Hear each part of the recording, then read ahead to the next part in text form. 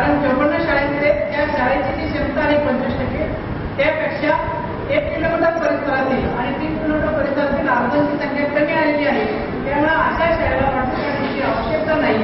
या 54 शाळेला ज्या काही विद्यार्थ्यांनी अर्ज केला होता त्यांना मला वाटतं 3 वाजल्याच्या दरम्यान सगळ्याला एसीवर आले. तर तुमचा अमोघ शाळेला नंबर लागला आहे.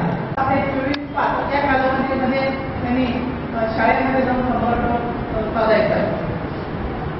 लॉटरी झाल्यानंतर शाळेच्या वेबसाईटवर जायचं, शाळेचा जो पासवर्ड आहे आणि लॉगिन आय डी आणि पासवर्ड टाकायचा.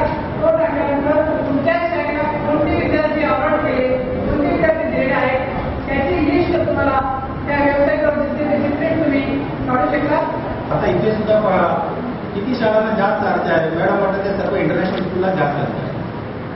म्हणजे आपण लाटरी काढतो त्या शाळांमध्ये भरपूर शाळा इंटरनॅशनल स्कूल आहे, त्या व्यतिरिक्त चांगला स्कूल सुद्धा आहे. Right, this is the intention. आम्ही यांच्या यशस्वीपणा करून भविष्यामध्ये असा विचारत आहे सर्वांच्या बरोबर चर्चा करून जनरल ॲडमिशनसाठी सुद्धा असं का आपण पोर्टल करू नये. लोकांनी किती ठिकाणी अर्ज करायचे घरी बसूनच करावे. शाळांनी त्यांच्या ऑफिसला बसून किती लोक अर्ज केला त्यांच्या कम्प्युटरला पाहावे. कुठल्या शाळेला आज कम्प्युटर नाही शाळेमध्ये, ग्रामीण भागामध्ये असू शकतात.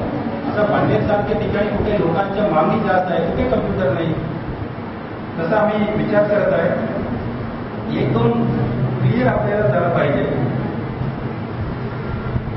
25% कोटा आम्ही देत आहे शासनाने कायद्याप्रमाणे. ते बालकांच्या हक्क नाही.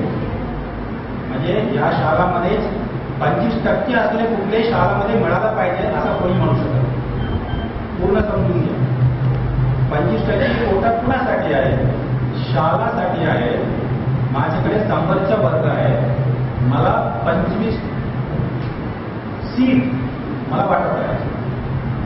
If the number of application is less than equal to the vacancy, all will get allocation.